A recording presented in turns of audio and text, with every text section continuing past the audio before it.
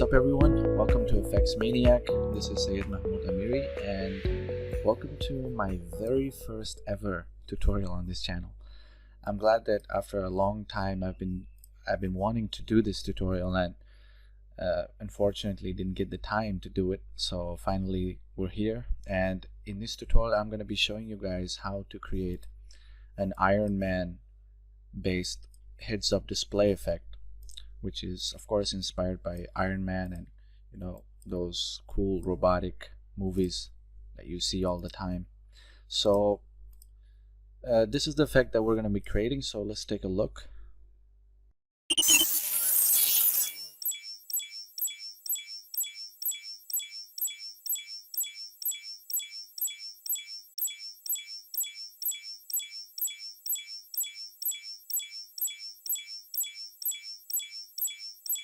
So as you can see, it's a pretty cool effect, and we can add even more details to it if you got time. But we'll be creating all of these elements inside of After Effects using shape layers. And basically how we're going to approach it is we're going to track the face first. So we're going to track the movement of the face, and then we can add anything we want to it. So we're going to create all these individual elements, and we're going to link them to the face and to the track, so that it will take the exact same motion of the face. So without further ado, we'll just get started. I'm gonna go to the footage folder, and I'm going to take this footage, which is 1280 by 720, and it is 25 frames per second. I'm gonna drag it here to make new comp button. So we got this footage. This is my good friend Freedom Freddy, and I just told him to we'll turn off the sound. We just told him to look around and say some random things. It doesn't even matter, and just make it look high-tech, which of course it isn't. So what I'm gonna do is start tracking. So there we can do many types of tracking. We can do like a mocha track, surface tracking, we can do a point tracking, but in this case I'm going to be using the face tracking feature inside of After Effects to track it. I think it'll give us a lot more better result and a lot more control. So in order to use the face tracking feature, what you should do first is you need the tracker window. So I'm going to go window tracker, which is already here. So I'm going to click on it. Right now we can't see the track face or the face tracking features. So the only way you can see it is you have to mask off the area of the face which you want to track. So I'm gonna mask it off this much. It doesn't have to be perfect, just make a rough mask around the area of the face, and just go. Now if I go here, if I click on the mask, hit M, you can see that there's the face tracking feature available inside this tracker window. So if I expand this a bit, you can see all the options. You can do many things. You can do the position, rotation, perspective, all of these things, but mainly we're going to be focusing on these two face tracking features. So the first one is basically doing a rough like around the face mask, which if I click on track selected, it will basically just like hold on to the shape of and the movement of the face, and it will just try to like conform to the shape of the face, which is good for some scenarios. If you want, like if you want to rotoscope the mask and mask only that area, it's fine, it works great. But in this case I actually want to use the face tracking detail features, which I'm going to hit Control Z which basically is going to do is it's going to track all of these individual features of the face, like the eyes, the nose, the nostrils, the mouth, the eyebrows, and it's going to give us all the information, the movement, I'm saying the movement information of all these areas, and we can link other objects tied to we can link or tie different objects to them.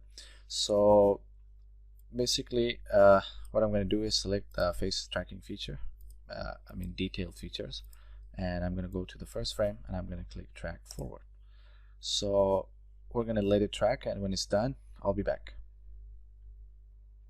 Okay, so the tracking is done, and basically this is what we're left off with.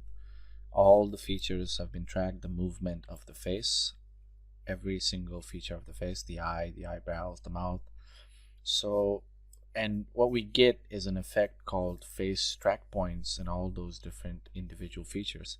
So if we open them up, we got all these information, the 2D information of all those points. So what we can do now is, for example, if you don't want to see the face like this, you can just turn off the mask. You don't have to delete it because it's already there. You just set it to none. So what I can do is I can just select this and select this effect. I can create a text, for example, and I'm going to say nope, and I'm going to make it black in this case so that we can see it better. And I'm just going to go and hit P on this to see the position, and I'm going to alt click on this to get the expression. I want to link it to maybe the nose tip. So what I'm going to do is take this pick whip and link it to the nose tip. So if I click away now, you can see that it's linked to the tip of the nose. But there's one problem. If I want to move this, I can't move it because the position is already linked and it's locked to that point. But anyways, if I want to move it, I have to change the anchor point. So I'm going to hit A, and I'm going to change it in X a bit to this side, and in Y to the tip of the nose. So now if I play it, it's exactly tracked to that same point. So basically that is half of the work done. We've done the tracking. Now we can stick any object or any element to the face. But before that, I just want to work on the look of this a bit more. Because you can see the background, we have some bricks. You can shoot it at green screen, but if you don't have green screen, it's fine. You can shoot it outdoors or anywhere next to a wall. And now I'm just going to use that mask that we've just created. I'm going to hit M, and I'm going to set it to add back again.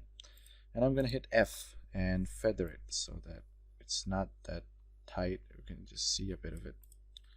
Yeah, like this.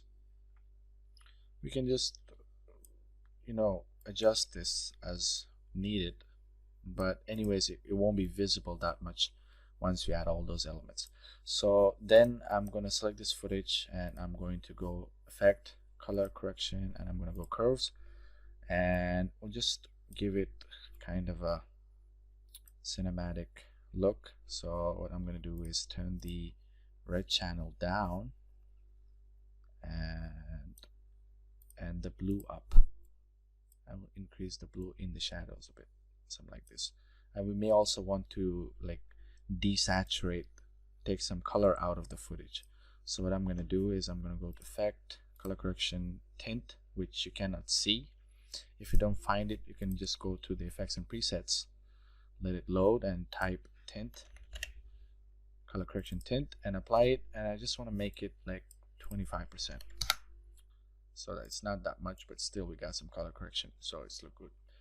So the other thing is that I've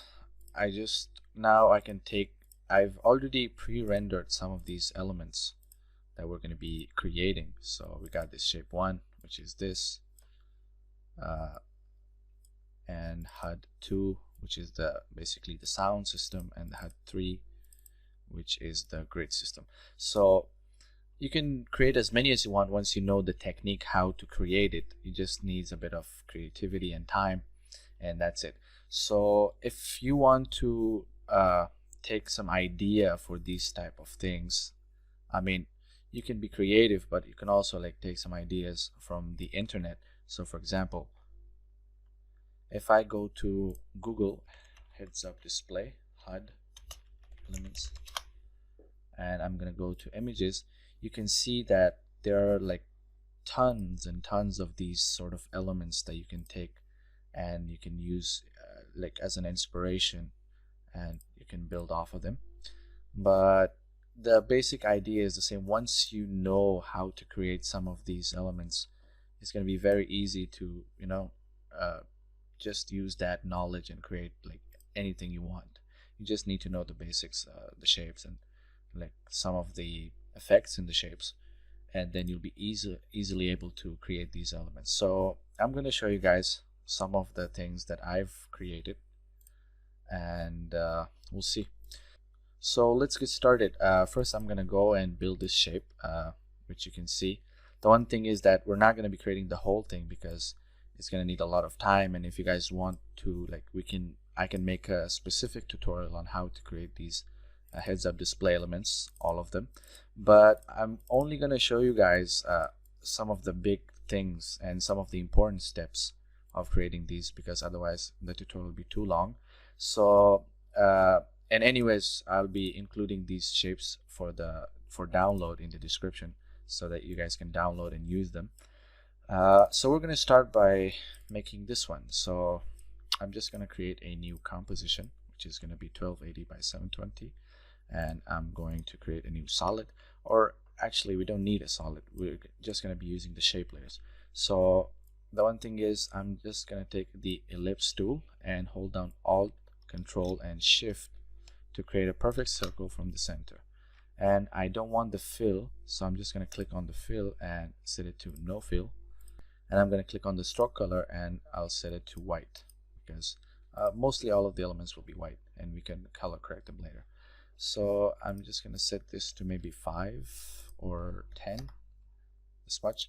But the problem is, if I rotate it right now, if I hit R and rotate it, it's not going to be rotating from the center of the object or the center of the composition. So what I'm going to do is, I'm just going to select this layer. This is the pan behind tool.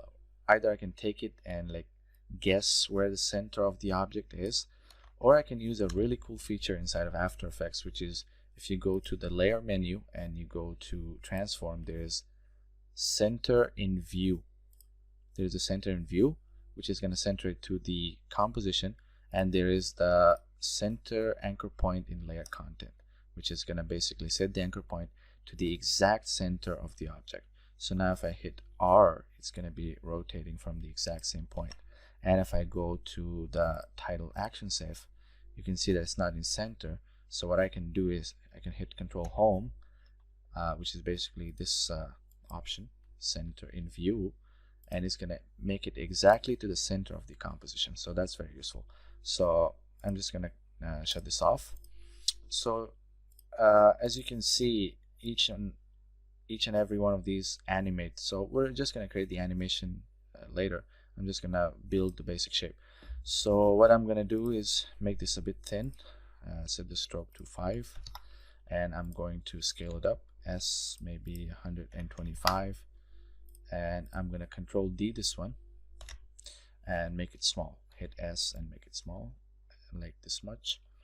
And it doesn't have to be the same as this footage. I'm just going to show you guys how to like make something. And if you want to like divide this into multiple parts, you can do a few different things. The cool thing about shape layers is you got these effects for the shape, which you can use and manipulate the shapes to many different things. So what we can do is, we can do trim pots, and if I go here, if I start it, you can see that if I turn this off, you can see that we can only like trim the pot and use a specific area of the pot. So what I'm going to do is set it to 75, and I'm going to set the thickness to maybe 10, so it's got a bit thicker. And I'm going to Control D this one, hit R and rotate it around so that you can have like another one, and maybe you can go to the same contents, that trim pot, and maybe I'll increase a bit more so it's different. And I'll just Control D this again and create like some different elements, so that, and you can also hit S and scale it down so that they're not all the same. Okay, so I'm just going to scale it down, or maybe this one up. We just want to make it look random. Okay, so now is it's static. Okay, so we want to animate like the rotation. So I'm going to hit R. Either you can just rotate it, keyframe it.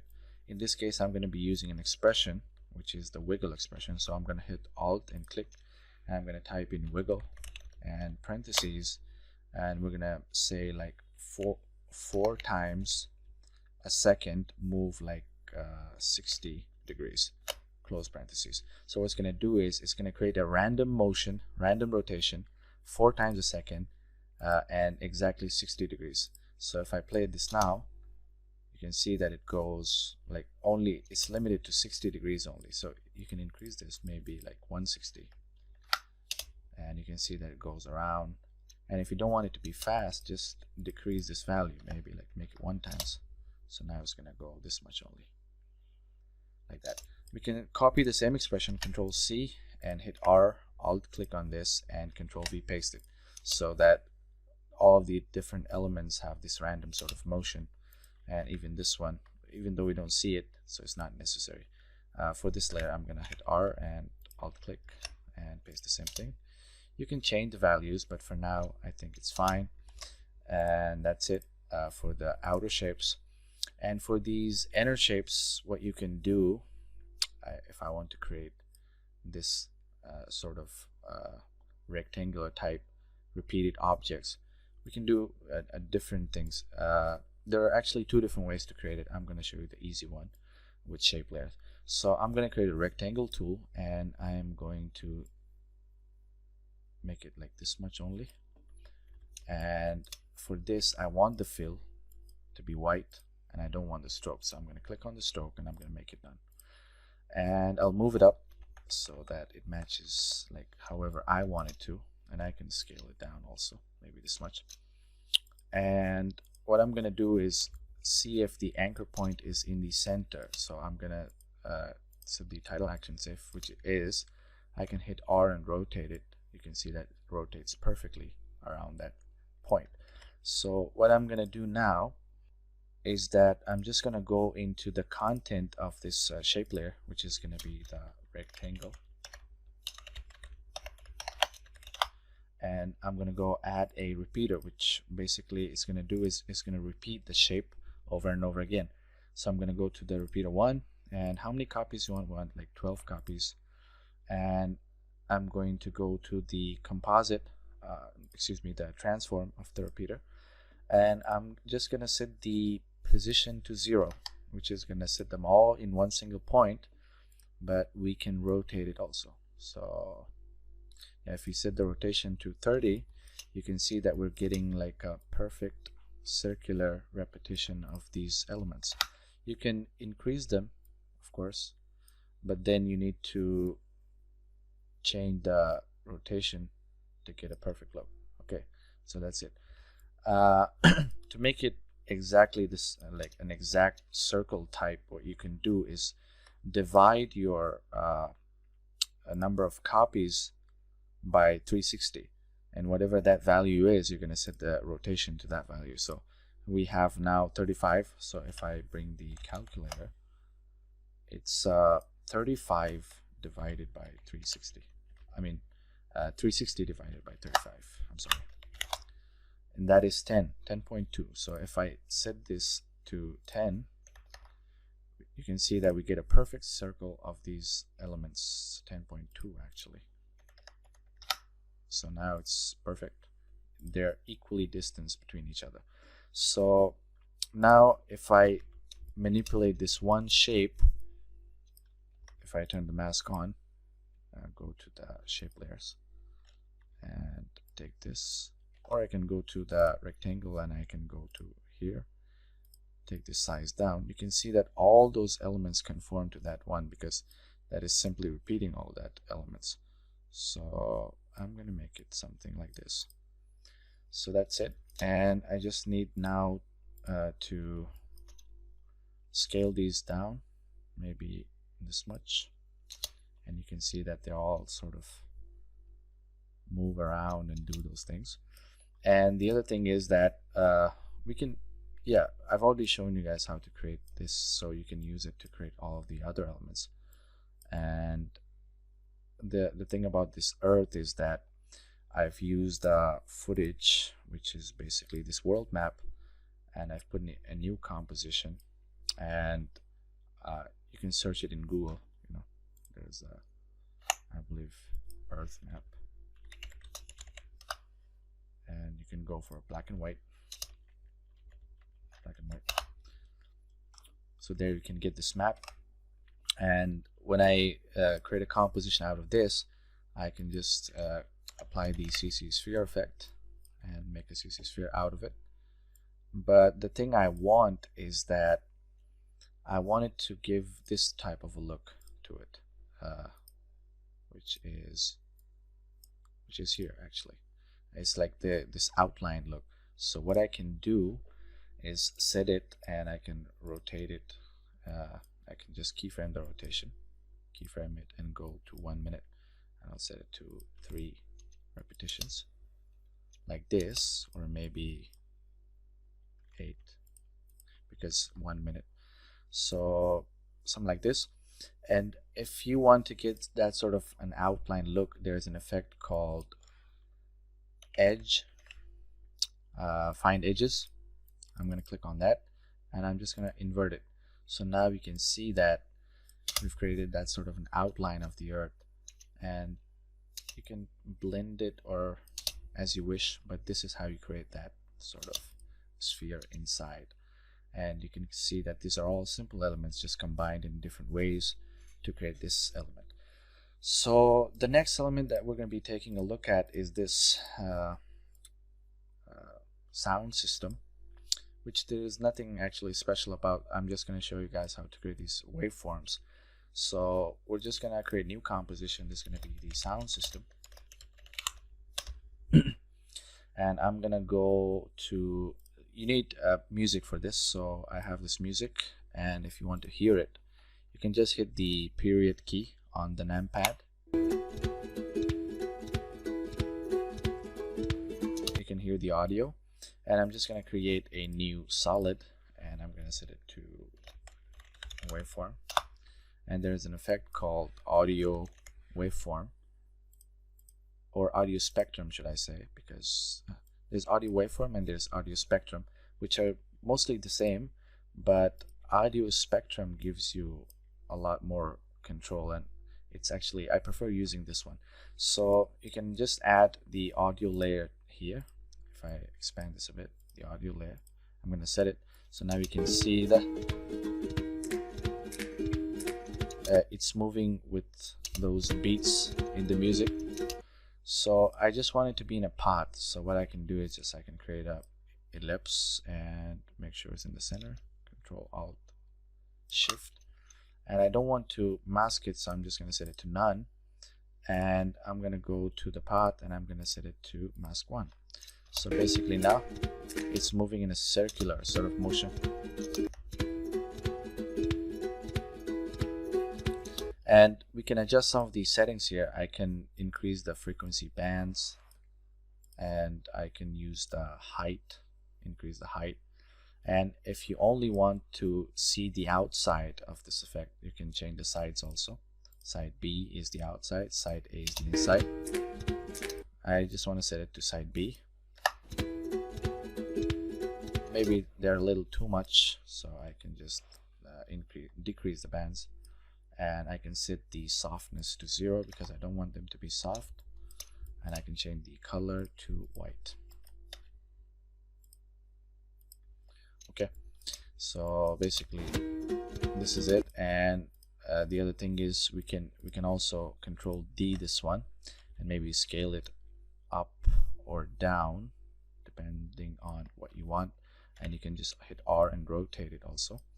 And I'm just going to set the display options. There's lines, there is dots also, which looks cool. If I scale this up maybe this much and move it, that's where that thing comes handy.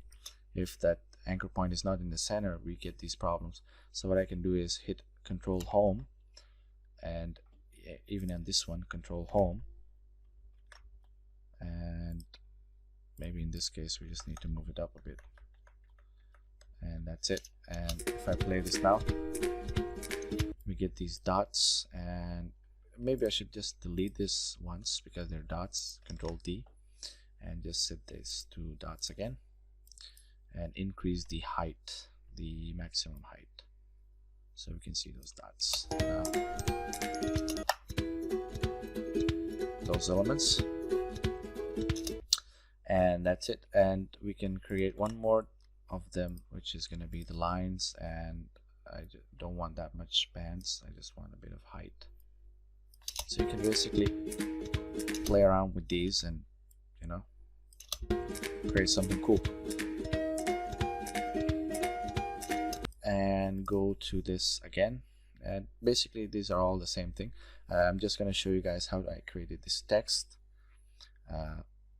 There is an effect actually. If I create new solid, it's called path text, which you can use to create text on a path. I will write something, maybe effects maniac, and I'm gonna hit OK. And there's this path. You can choose different shape types. I'm gonna set it to circle and move it to match up with this circle. So that's it. And I'm gonna increase the tracking, which is gonna be this much. I'm actually scale this down, the whole thing. But then you have to have a text which is, you know, like if I write a word, maybe transformers,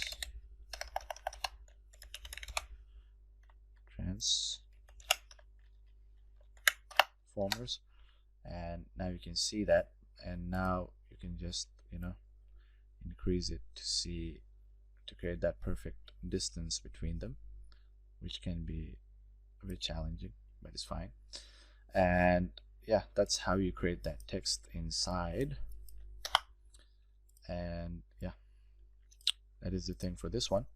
And these elements, they're basically circles, which I'm going to show you guys how to create now. I'll create a new solid, maybe blue, and I'm gonna take this ellipse tool, and I'm just gonna hold down Control Alt Shift to create a perfect circle. And maybe the anchor point is not in the center exactly, so Control Home. And what I did was I just used the effect called Radial Wipe,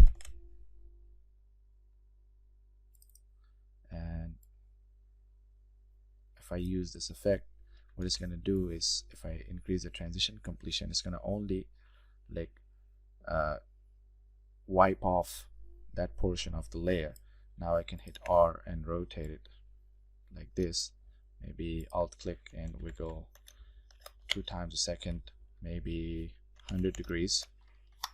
It moves that much, and I can just duplicate this and hit R and just change the color. Maybe I can use an effect called color correction, maybe fill. It's not in the color correction, it's actually in generate. It's generate fill, and I'm gonna set it to maybe yellow. I'm just gonna Control D this again, and maybe green. Not that much, but this one. So that's basically how I created these. So you can see that's fairly easy using the same techniques over and over again. And even in this project, in this third one, if I go to the elements, you can see that these elements are fairly simple. But anyways, if you guys want to know more detailed about these elements, and just let me know in the comments. I'll just make a separate tutorial on how to create a fully detailed of these HUD or heads-up display elements. But for now, I'm just gonna move on to the compositing stage, because already the tutorial is taking a lot of time. And so what I'm gonna do is I'm going to go to this footage 2, which we've done previously, and I'm gonna bring this layer, and I'm gonna set it to add and scale it down. I just want it to be in the left eye. So what I can do is go to these effects and go, which one is the left eye? This one, I believe. This is the right one, and the right eye is basically the left eye to our view. So what I'm gonna do is hit P on this, and I'm gonna alt click and link it to the inner of the right eye, which you can see is there and it's linked. It looks pretty high tech. Like this, you can just hit S and scale it maybe a bit. And I'm actually gonna Control D this one and move it. Right now we can't move it because the position is locked. So I can hit A and select the anchor point, scale it down, and move it maybe to the left eye in this case. Yeah, like this. You just find an interesting spot for it. You don't want to, like, you know, make it make the details of the face invisible, but still there should be like something, and I can fill it with a color. Maybe this one I want it to be more greenish, a bit more green, and I can just, or if you don't want to use the fill because it doesn't give you control, you can use the tint effect also. Tint is a good one, and we can change this to like greenish a bit. It will preserve all the details of that layer. So like this, and I can take the opacity of them, make them like 75 so that they're not as bright, they're not obscuring the face either. And then I'm gonna go to the project window, and I'm gonna bring the second element, which is this one, the sound system, and I can just put it here. And let's see in the original video, in the final comp, if I go to the main one, you can see that the sound system is here, and this one is here. And I'm gonna go back to the footage here. I brought the sound system. I'm gonna scale it down. Actually, I just want to make this footage a bit more darker because it's a bit light. Control Z, go to the RGB, maybe a bit more darker, and yeah, that's it. And I'm gonna take this third element and I'm gonna place it somewhere, maybe here, and I can link it to maybe close to the nose. So I'm gonna go to the nose, maybe the right nostril, and I'm gonna hit P and Alt click, and again click on the footage and link it to the right nostril, which is going to be here. And I can just scale it up, not that much. Hit A to change the position, because remember the position is locked, so we have to use the anchor point. So maybe this much, yeah, or I can scale it up a bit like this and hit T, turn the opacity to maybe 75, and that's it. And for this big element that we have here, I've actually used Element 3D to create it, but I've taken a snapshot of this and a PNG which has transparency so that you guys can use it. So I'm gonna go to this, and I'm gonna bring it. This is gonna give us a lot of detail, so I'm gonna scale it up and maybe fill it or tint it with a color, maybe blue, light blue. But I don't want these details in the face, so I'm just gonna mask it this much, hit F and feather it, but we want to subtract it so that we only see the area that is covering, I mean, we only subtract the area that is covering the face. And now I just want to link it to one area, maybe the nose tip. That looks like a good point. So I can just take this and lock it, which is here. Lock this so that if I click the layer, it doesn't go away. And I'm going to hit P and I'll click and go to the nose tip. And that's it. It just moves with the whole layer. So yeah, that's how that works. So it's all animated. And the last thing is I'm gonna bring that this grid system too, and I'm gonna place it somewhere. It's gonna look cool. Like the more you can add, the more better, but it should make sense. It doesn't have, it shouldn't be like in a random spot like we did here quickly. I'm just gonna make this 3D to give it a bit of depth, even though this is like a 2D. I'm just gonna rotate it a bit, and I will just take this again and link it to something, maybe hit B. The tip of the nose is a good place. Alt click and nose tip, and it goes there, near the tip of the nose, but I can use the anchor point, hit A, and bring it somewhere that I want, and then scale it up like this. So basically that is how you combine all these elements together, and you can add as many as you want. You can use these elements in different ways, but I think for now this will be enough, and we'll do some final touches. As you can see in the final image, we have a very small grid in the face, which makes it look futuristic, a bit high-tech. So I'm gonna go to our footage, and I'm gonna create a new solid, and I'll go to Effect, Generate Grid, which is here, and I'm gonna solo this layer, and I'm gonna make it small. Maybe go to the width and height slider, maybe this much, and make it like 2, even smaller. And I'm just gonna bring it down to near the footage, just above the footage.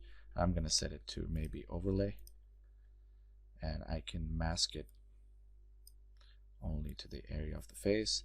But the problem with the grid is you can't mask it. So what you can do is just pre-compose this, Control-Shift-C, and just mask this much only. Now you can hit F and feather it and set it to overlay, and hit T and bring the opacity maybe 25, so that we have like something there, something that looks a bit high-tech. Okay, maybe you can use different transfer modes, but for now I think it should be fine. Screen overlay is good. Overlay is good. So maybe this element is a bit small, so I'm gonna hit S and scale it up, and I can take the opacity down maybe 70 or maybe even 50%, and I can even duplicate it and make it big to create some sort of depth, and I hit T and make it like 25%. So now very quickly we've done this composite. It looks kind of cool, you know, just gives that sort of look. And finally, I just want to add an overall sort of glow effect, which is going to make it look even more cooler. So I'm going to create a new adjustment layer, which is going to be the glow, and I'll go for the glow effect, and I just want to add a bit of glow, not that much, and turn it down to maybe 0.3. But I don't want to glow the face, so what I can do is just delete this and select all these elements, Control-Shift-C, pre-compose them all to name them all, and maybe you have an error, yeah, because the footage is not there. So I can just Control-D this footage also, and Control-Shift-C all. And what I can do to the footage in this layer, I don't want to see it, I just want to use the data, so I can just turn it off. Okay, you can use it, or you can just right click and use it as a guide layer. Either way it's gonna work. So I'm just gonna go back to this footage, and here set it to add again, and now I can add the glow, which now it's only gonna affect those elements, which is cool. So now I'm gonna set it to 0.2, something like this. Turn the opacity down, maybe 50%. 75. I think what we should have done is we should have taken this grid. We don't need it to glow, just put it here. Okay, that's good. Now I can increase the glow, maybe this much, and the opacity too. Okay, so basically that's it. And I know we've done it very quickly, but it's just the length of the tutorial is going to get a lot more, and I had to cover this all in one tutorial. And again, if you guys want a bit more of a detailed tutorial on these heads-up display elements, just let me know in the comments, and I'll try my best to create another full-length tutorial on this. But hope you enjoyed this tutorial, and you know, this is my first video in this channel, and hopefully there'll be a lot more. But I just need you guys' feedbacks. Just tell me what you want next, and I'll be glad to create it, because this is why I created it. I want to share my knowledge.